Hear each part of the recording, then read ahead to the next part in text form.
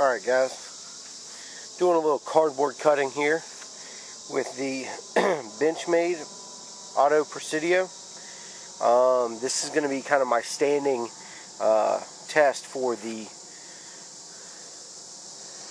Benchmade 154 cm steel. If over the course of the years as I'm testing out some knives from Benchmade, different steel choices, I obviously do different cut tests, but this particular knife, as far as the cut test goes, I'm going to do some stabbing tests real quick, kind of let y'all see. So I'm going to get down to it here in a second, but so far this knife is doing very well. I'm filming a lot of videos today, got the day off, figured I'd get out here and do this for y'all. Also, there's going to be a review coming on this later on. Alright. What we're cutting here, obviously, a priority mailbox. Got some stuff in today. Then this material is actually controlled vacuum packed chicken is what came in here. I got this from work. This is actually like a wax coated cardboard. I'm curious to see how this steel does against this, but let's just hop on into it.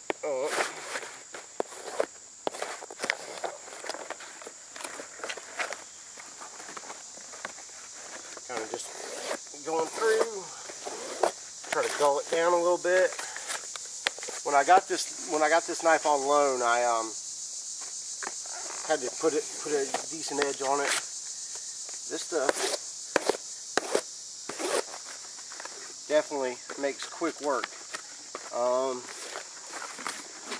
Before I cut too much more of the cardboard up, let's run a little quick stabbing test on it. See how it does, how it holds up.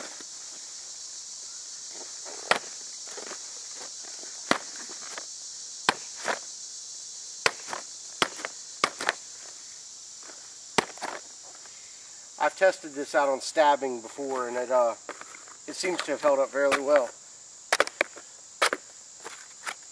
Really chunking this cardboard on up.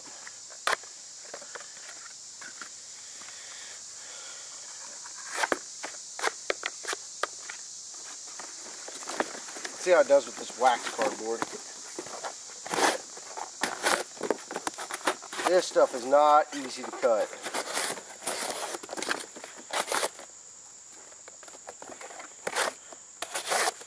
Definitely a lot more drag going through.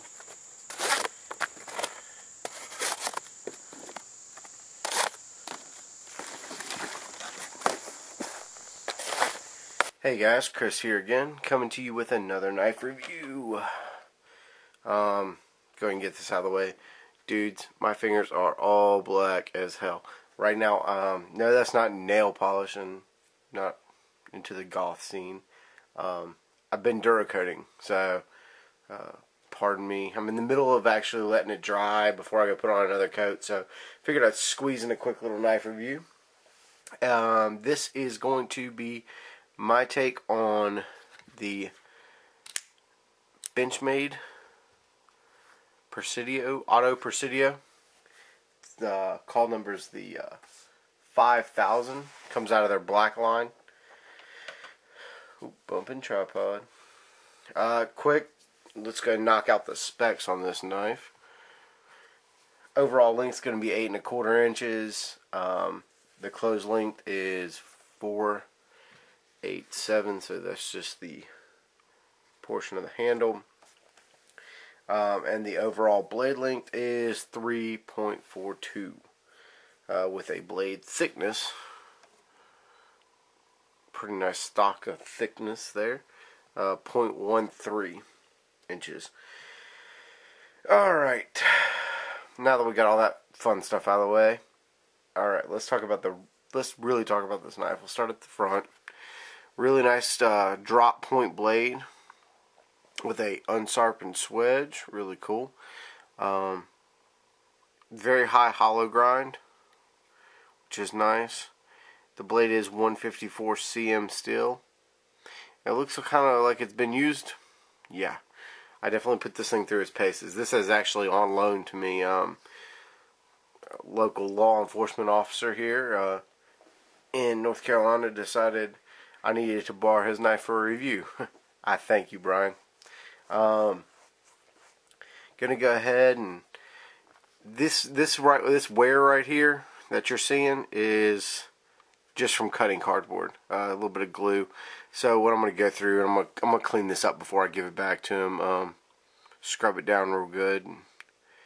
If he doesn't mind me holding it on to it a little bit longer, I'll probably re-Duracoat that pocket clip for him. I'm sure he'd like that. I'd like to actually tear it down and really rebuild it. The 420J liners, you cannot see, are skeletonized. Let me grab a light.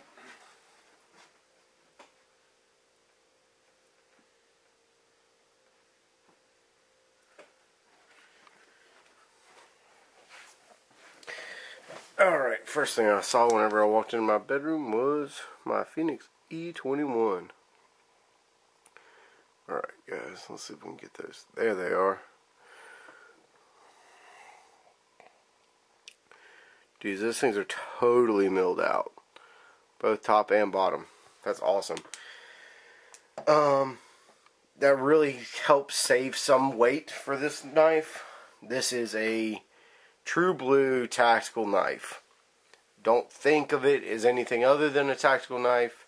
It is that role. That's the role that it fills, and I'm glad to use it in that role. I have been EDCing this knife, trying to get some time behind it, and really test it out so I can put it through its paces. Not too bad in a week's time, but that 154 cm still has held up very well. It's got a nice 58 to 61 Rockwell hardness, but it's the lock mechanism is the auto axis lock. Man, that sucker's just fun as hell to play with. I tell you what, I can't tell you how many times I've done that. Really nice to play with. The handles are machined T6 aluminum, the 6061 variety, anodized black. All this stuff that you see that kind of looks like the anodizing's rubbed off, it's actually not rubbed off. That is just where it's dirty. Like I said, I've been carrying and using this knife quite a bit. The auto access lock is really awesome. I've played with the access lock on my other knife, my knockoff Benchmade 950 Rift, that I have a review up now. I believe it's the Ganzo G710. So, guys, check that out. And, I think this lock is very nice. It definitely locks up and holds tight. I have not seen any problems out of it. Kind of like my G710. I really haven't seen any problems out of that. Same locking mechanism. Now, the Omega springs in the other are not near as strong as these. These things really hold up. One other cool feature, it does have a lock so that you can not depress the access lock and it will lock the blade. Vice versa, if it is closed. And what it does is it actually drops that little metal piece down to where the blade will not actuate, nor will the lock. Alright. The weight. The weight is the one thing I gotta ding on this sucker. For the total package, the weight's a little high, in my opinion. It's a 5.6 ounce knife. The exact reading I don't remember off my scale, to be honest with you. But for just under a 3.5 inch blade, and I'm only going to get, and I got to carry around 5.6 ounces, it's a little heavy. It's a little heavy. But if you don't mind the weight, this knife is amazing. there is no side to side, no up and down play. This sucker is a tank of a knife. I have stabbed with it. I have cut with it. By now you've already seen the footage of me hacking away at some cardboard out in the backyard. This thing is rock solid.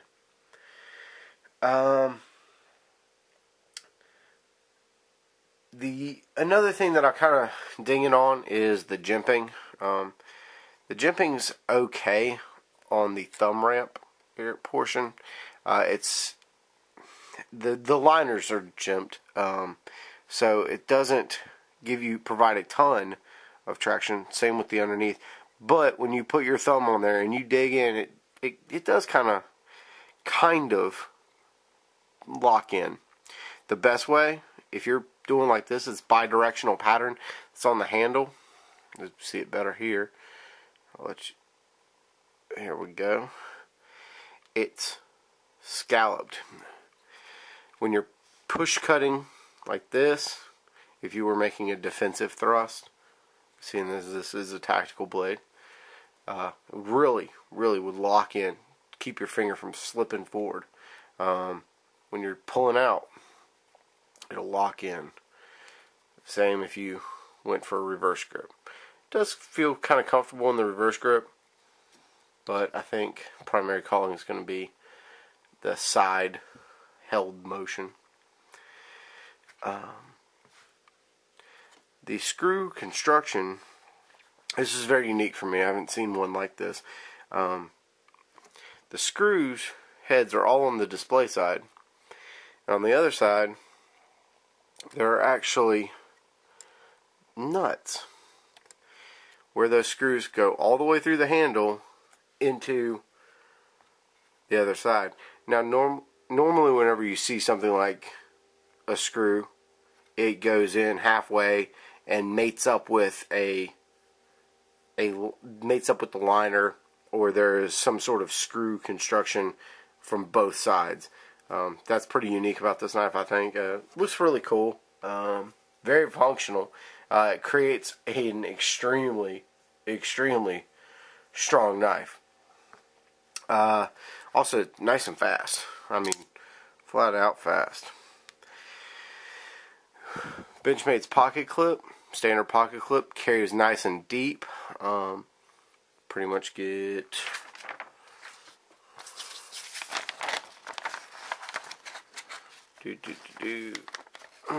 sucker is strong too. The one thing I don't like about the bidirectional jimping is whenever you are putting it on your pants, you got to make sure you pull your pants out away from the knife, or else it'll start snagging and start tearing up. I know because when I was carrying it, it felt like it was ripping up my pants whenever I put it in there sometime. But it's not too bad. It's nice and deep. The only other thing other than the jimping and the weight that I really have an issue with, and this is standard for most Benchmade knives, is this damn pocket clip, dude. You spend all this wonderful money on this awesome knife, and you hand me a dinky painted pocket clip. Hard coat anodize that sucker and call it a day. I like the design of the pocket clip. The pocket clip's got a great design. Fairly soft. It won't scratch up car doors. It won't tear up my steering wheel cover like a lot of the other knives I have will. But dude, just hard coat anodize this sucker. You paint it and it chips all away and it looks like crap at the end of the day. Alright guys, I'm not going to get too much further into this, but another big thing for as far as the Benchmade 5000 is going to go is the cost.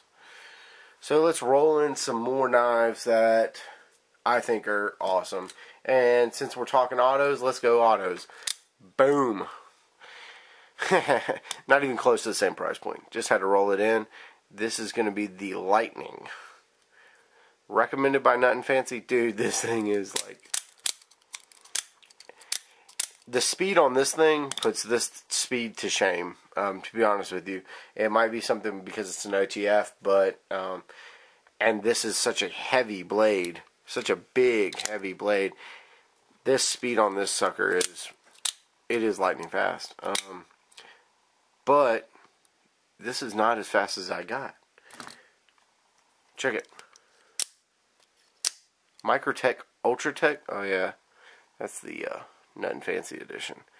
Dude, I scratched my freaking collectible knife. What the hell? Thing is in pristine condition because I never carry it. I had it out probably flicking it around, and somehow or another dinged the hard coat anodizing. Pissed about that. But this thing is beautiful. Microtech Ultratech. And the reason I'm bringing this one in, we'll roll this out, is because the Microtech Ultratech with S35EN steel and a nice pommel on it. It's got a lanyard hole. Microtechs are extremely collectible. Coming in at about $20 more. This steel's better, in my opinion. The steel on the Microtech is much better than S35VN. While the 154CM is very proven and is great steel, but the higher of the values of, to be honest with you, is this knife. This is a very high value knife for what you get and the collectability and all that wonderfulness. Also the fact that it's a, with this being in the $200 price range, I would have to say that this is probably going to be a better option for you, unless you're looking to extremely hard use your knife. Definitely stick with that Benchmade. Another knife, another cool tactical one, not an auto, but dude, just as fast. Spyderco Paramilitary 2. I'm going to back it up and get all these knives in that I'm another one, not an auto, very fast. So Mannix 2. This is the Sprint Run M4. Now, the reason I'm rolling that in is because the price point on this knife at around $160 is very good, very comparable to around $200. It's in the realm. This one, it's an amazing tactical folder. These two are very, very hard use knives, and I would not hesitate to put either one of them in a very hard use role.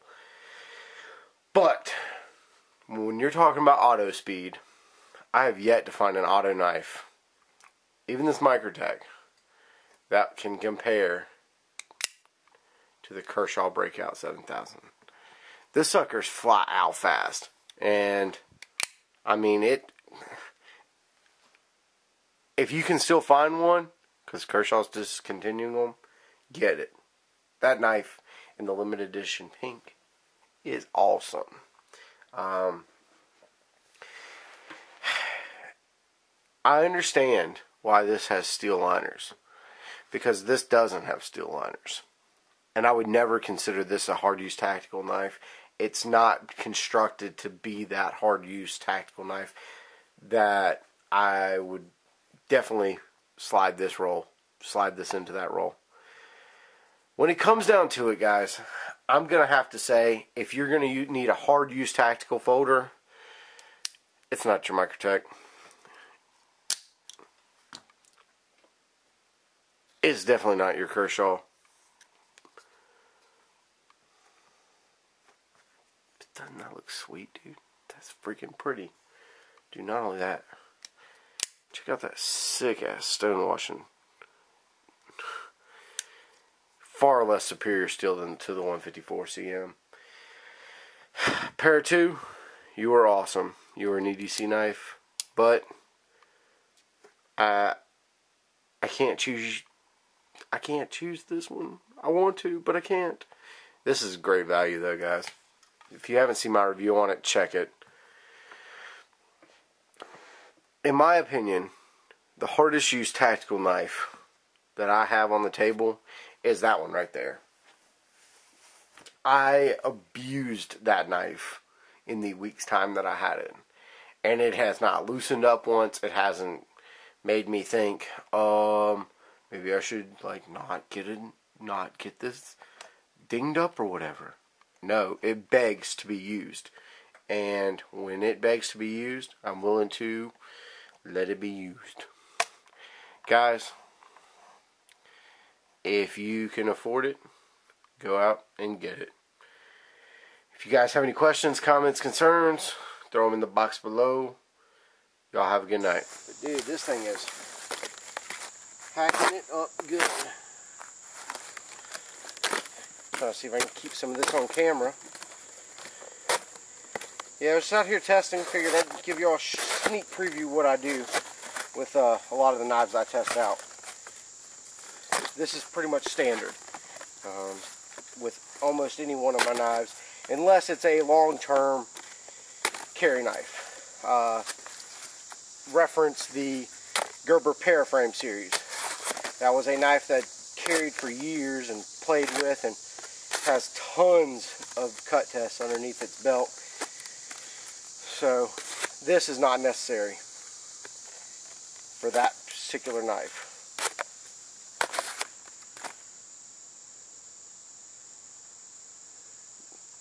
No blade play, no vertical, no horizontal. This thing locks right on up. Guys, this thing just made a little scrap pile out of that nice little chunk of cardboard. Alright.